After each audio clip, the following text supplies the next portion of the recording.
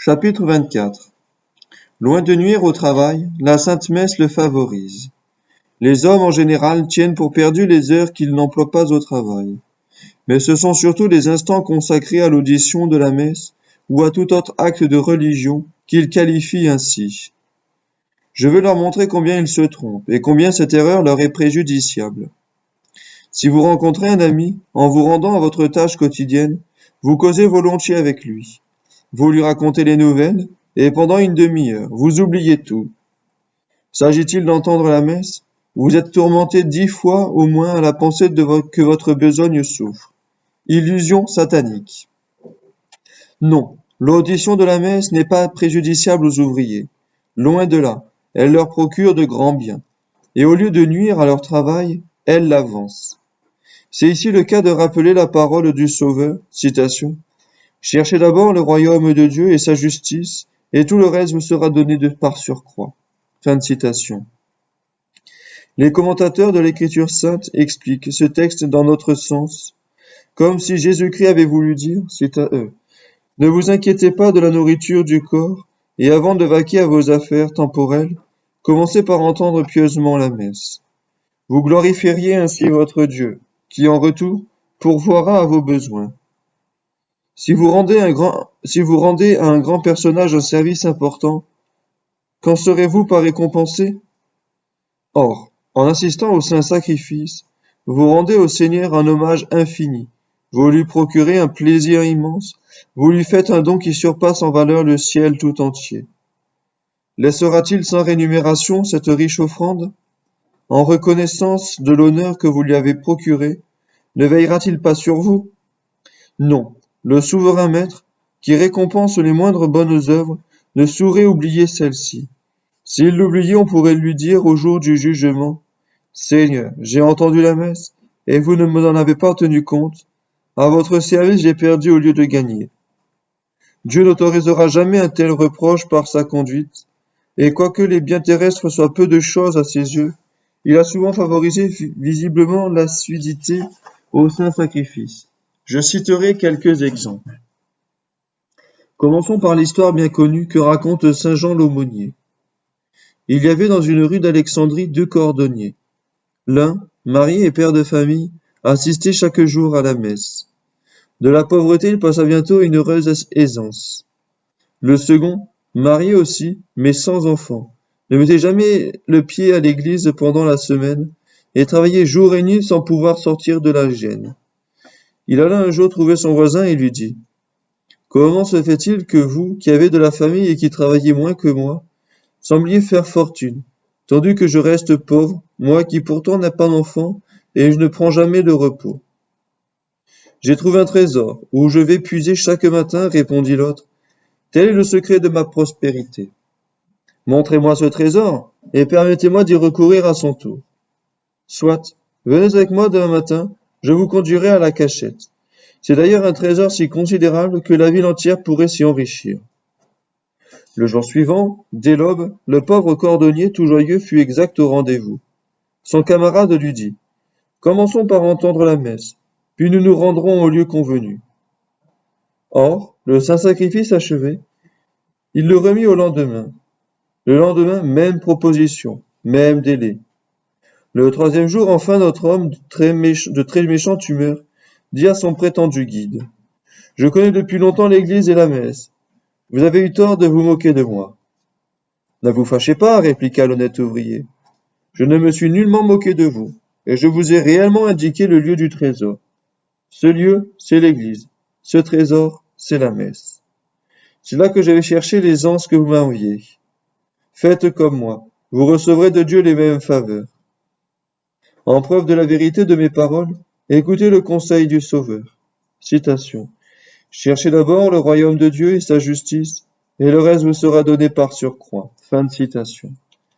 Dès les premiers temps de mon mariage, j'ai cherché ce royaume par l'audition quotidienne de la messe, et j'ai obtenu le nécessaire dans les choses temporelles.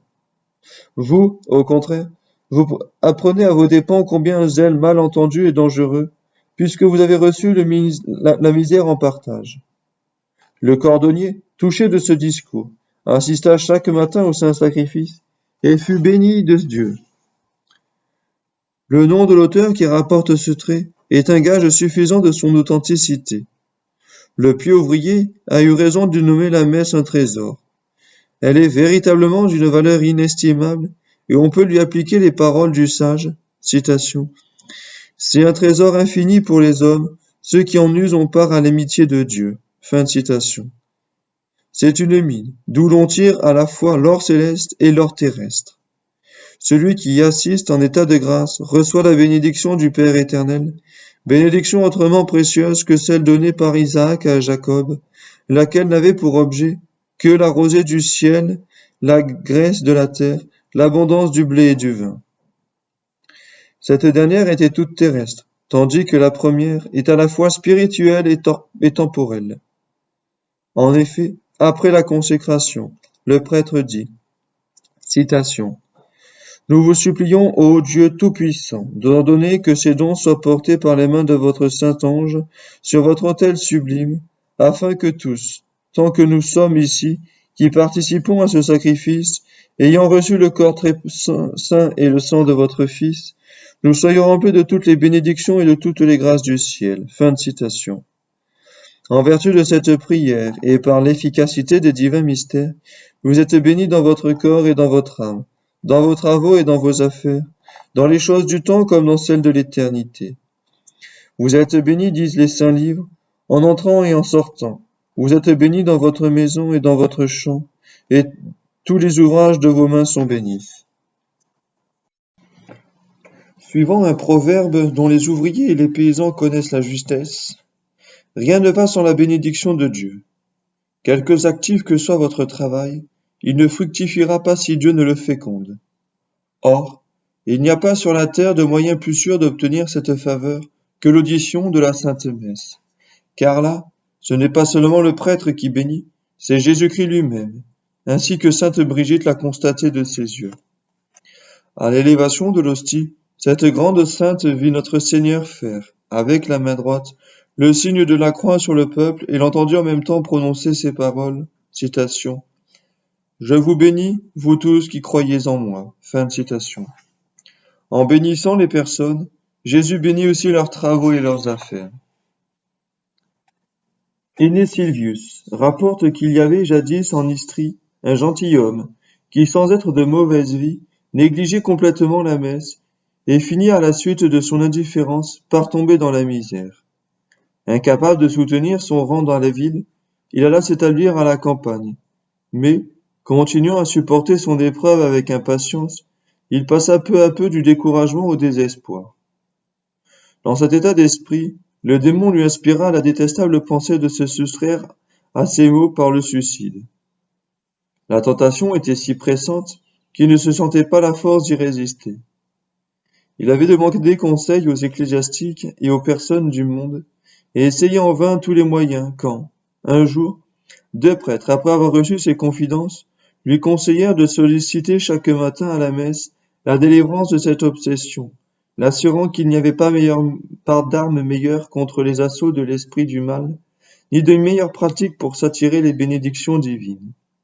Le gentilhomme les écouta et eut grandement à s'en féliciter, car il recouvra la paix, et la prospérité revint à sa maison. Il ne s'en tint pas là. Résolu d'assister tous les jours aux saints sacrifices, dont il avait éprouvé les effets salutaires, il s'attacha à un prêtre pour lui le faire offrir régulièrement dans son oratoire. On ne saurait dire les fruits spirituels et temporels qu'il recueillit dans cette dévotion. Il y avait un homme qui vivait ainsi, lorsque, un jour de fête solennelle, le curé le pria de laisser son chapelain dire la première messe à la paroisse. Il y consentit avec peine, à la condition expresse qu'on entendrait son arrivée pour commencer la grand-messe. Il se lève de bonne heure, monte à cheval et se dirige vers l'église, située sur une montagne voisine. Mais voici qu'on lui remet un chemin une lettre concernant une affaire pressante, dont la réponse ne pouvait sans grave dommage être différée. Il retourne donc chez lui, règle la question, puis reprend en toute hâte la route du village. Arrivé sur la montagne, il trouva un paysan. « D'où venez-vous » lui demanda-t-il. « De la grand-messe. »« Elle est finie » ?»« Oui, répondit l'homme. Le retardataire parut si bouleversé de cette nouvelle qu'il se plaignit si amèrement que le paysan se mit à rire et lui dit Vous m'étonnez avec votre désespoir. J'ai manqué pour ma part, sans m'en inquiéter, plus d'une messe en ma vie. Ne faites donc vous point cas de la grand-messe? Si, mais il ne faut rien d'exagérer. Quand j'ai gagné par exemple à celle Qu'ai-je gagné par exemple à celle d'aujourd'hui? En suis-je devenu plus riche? Moi au contraire, je l'ai en si haute estime, que si vous voulez m'abandonner les mérites que vous venez d'acquérir, je vous donnerai mon manteau. Le paysan ayant accepté la proposition, les deux hommes se séparèrent enchantés de leur contrat. Inutile de faire observer que ce contrat était nul. Si le gentilhomme fut récompensé, il ne dut qu'à ses bonnes intentions. Lorsque le gentilhomme arriva au village, l'office était terminé. Il s'en plaignit au curé, lequel s'excusa allègrement qu'il avait entendu jusqu'à 9 heures et qu'il s'était décidé à ne pas différer davantage, convaincu que son paroissien ne viendrait pas. Après dîner et chemin faisant, il racontait à son chapelain le retard causé par la lettre à laquelle il avait fallu répondre et l'échange qu'il avait fait, quand il aperçut le paysan pendu à un arbre, à quelques pas de lieu où le fatal marché s'était conclu. En punition de sa cupidité et de son peu d'estime pour la Sainte Messe, ce malheureux, assailli à son tour par la tentation du suicide, n'avait pu y résister. Exemple mémorable de la témérité de ceux qui parlent légèrement du saint sacrifice. Puisse ce fait singulier vous être utile enseignement. Si vous omettez facilement la messe, ou que vous tombiez dans la pauvreté, ne demandez pas d'où vient l'épreuve. Dieu se montre avare envers vous, parce que vous avez été avare envers lui.